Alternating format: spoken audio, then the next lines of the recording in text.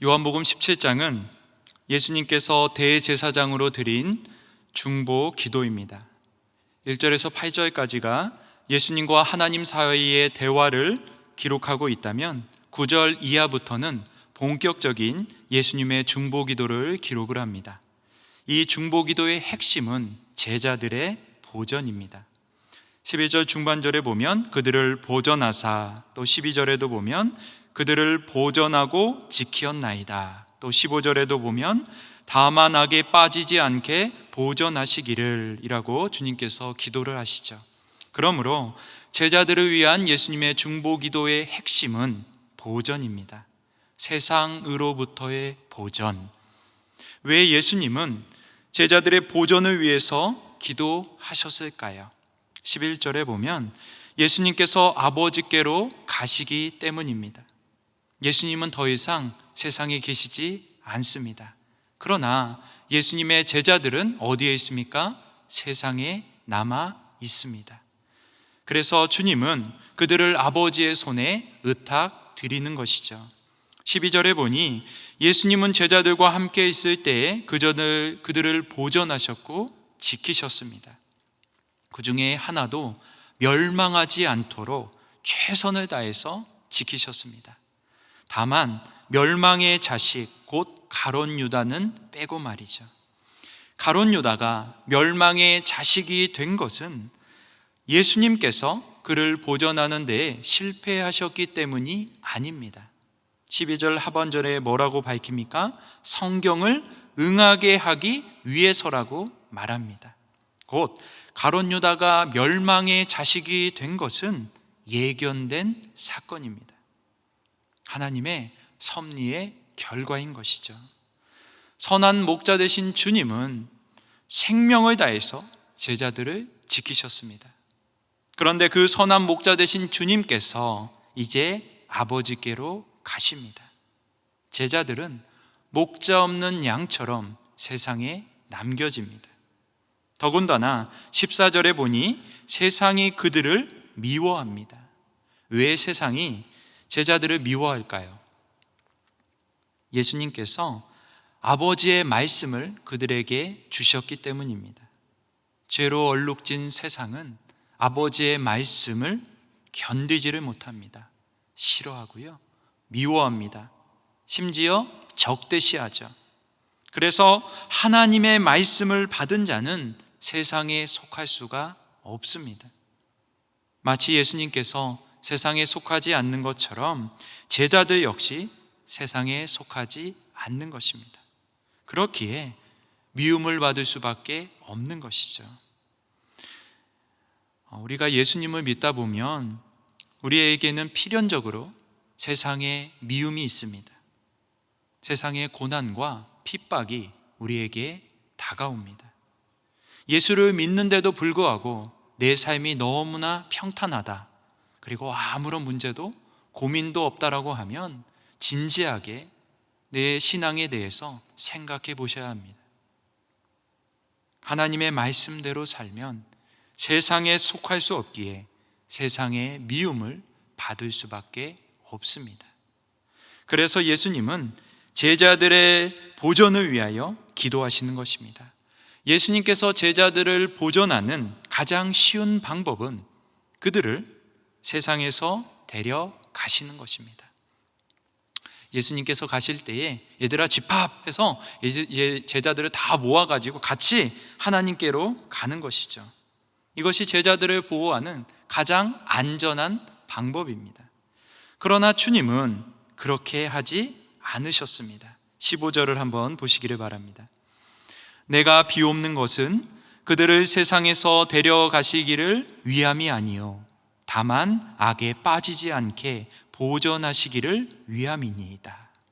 주님은 제자들이 이 세상의 미움을 받지 않거나 이 세상의 수고와 고통으로부터 벗어나기를 원하지 않으셨습니다. 그저 평안하고 또 안전한 곳에 머물기를 원치 않으셨습니다. 오히려 주님은 그들이 세상에 머물기를 원하셨습니다. 하나님을 반대하는 세상 가운데에 머물면서 하나님의 말씀대로 살기를, 그리고 생명의 복음을 전하기를 원하셨습니다. 제자들이 이러한 삶을 살 때에 반드시 찾아오는 것이 있습니다. 바로 악의 도전입니다. 그래서 주님께서 15절에 기도하시는 겁니다. 다만 악에 빠지지 않게 보전하옵소서. 주님은 기도를 가르치시면서 제자들에게 이렇게 기도하라고 말씀하셨죠. 우리를 시험에 들게 하지 마옵시고 다만 악에서 구하옵소서. 제자의 삶에는 필연적으로 악이 도사리고 있습니다. 시험이 기다리고 있습니다. 여러분, 제자의 삶은 이러한 악과 싸우는 영적인 전쟁입니다. 하나님을 반대하는 악한 세력, 세상적인 가치관 등 끊임없이 우리에게 찾아오는 악과 우리는 싸워야 합니다. 깨어있지 않으면 악에게 질 뿐만 아니라 악에 풍덩하고 빠질 수 있습니다.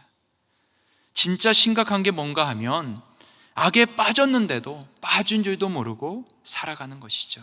선과 악의 기준이 사라지고 오히려 악으로 선을 대체하는 것입니다. 그래서 주님은 이러한 악에 빠지지 않도록 기도하신 것입니다.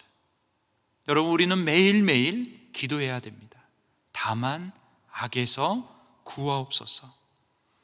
다만 악에 빠지지 않도록 우리를 보존하옵소서. 우리는 이 기도를 매일매일 드려야 하는 것입니다.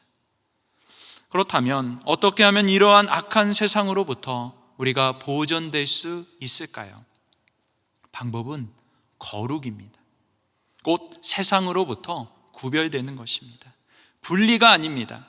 이 세상을 떠나거나 이 세상에 무관심한 것이 아니라 세상 속에서 거룩하게 사는 것입니다. 이것이 주님께서 제자들을 세상에 남겨두신 이유입니다.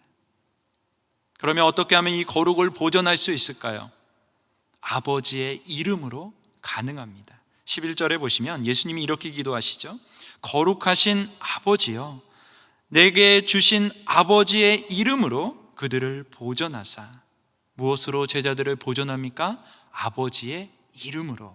또 12절에도 보면 내게 주신 아버지의 이름으로 그 전을 보존하고 지키었나이다. 예수님께서 무엇으로 제자들을 보존하고 지키셨습니까? 아버지의 이름으로. 여러분, 이름은 그 이름으로 불리어지는 존재 자체를 의미합니다. 또한 하나님 아버지의 능력을 의미합니다. 따라서 어떻게 거룩을 우리가 이 땅에서 보존하며 살아갈 수 있는가? 아버지의 이름을 의지할 때입니다. 아버지의 능력을 붙들 때입니다. 우리의 힘으로는 거룩을 보존할 수가 없습니다. 오직 아버지의 이름을 의지할 때에, 아버지의 능력을 덧입을 때 우리는 거룩을 보존할 수가 있는 것입니다. 또 한 가지 거룩을 보존하는 방법이 있습니다. 17절을 보시면 주님께서 이렇게 기도하시죠. 그들을 진리로 거룩하게 하옵소서. 아버지의 말씀은 진리니이다. 무엇이 우리를 거룩하게 합니까? 진리가 우리를 거룩하게 합니다. 그렇다면 진리는 무엇입니까? 바로 아버지의 말씀입니다. 우리에게 주신 하나님의 말씀, 바로 이 말씀이 거룩을 보존하게 하는 능력입니다. 그렇기에 우리는 사나 죽으나 하나님의 말씀을 붙들어야 합니다. 혹시 우리 성도님들 가운데에 이 말씀으로부터 멀어져 계신 분이 계십니까? 다시 한번 하나님의 말씀을 붙드시기를 바랍니다. 하나님의 말씀은 진리입니다. 우리를 악한 세상으로부터 보존하는 하나님의 능력입니다. 제자들을 위해서 예수님께 드린 중보기도의 핵심은 보존입니다. 보존은 위험을 전제로 합니다. 우리가 사는 세상은 위험합니다. 우리를 미워하고요, 우리를 적대시합니다. 그리고 악의 유혹에 빠지게 만들죠. 그러나 여러분, 두려워하지 마시기를 바랍니다. 우리 주님께서 그것을 미리 아시고 이렇게 기도하셨습니다. 거룩하신 아버지여, 내게 주신 아버지의 이름으로 그들을 보전하사 다만 악에 빠지지 않게 하옵소서. 우리가 하나님 아버지의 이름을 의지할 때에, 그리고 진리의 말씀을 붙잡을 때에 악한 세상과의 싸움에서 승리하게 될 것입니다. 세상과 구별된 거룩한 자로 살아가게 될 것입니다. 뿐만 아니라 우리로 하나 되게 하사 기쁨으로 충만하게 하실 것입니다. 이러한 은혜와 축복이 저와 여러분의 삶 가운데 가득 넘치기를 주님의 이름으로 축복합니다.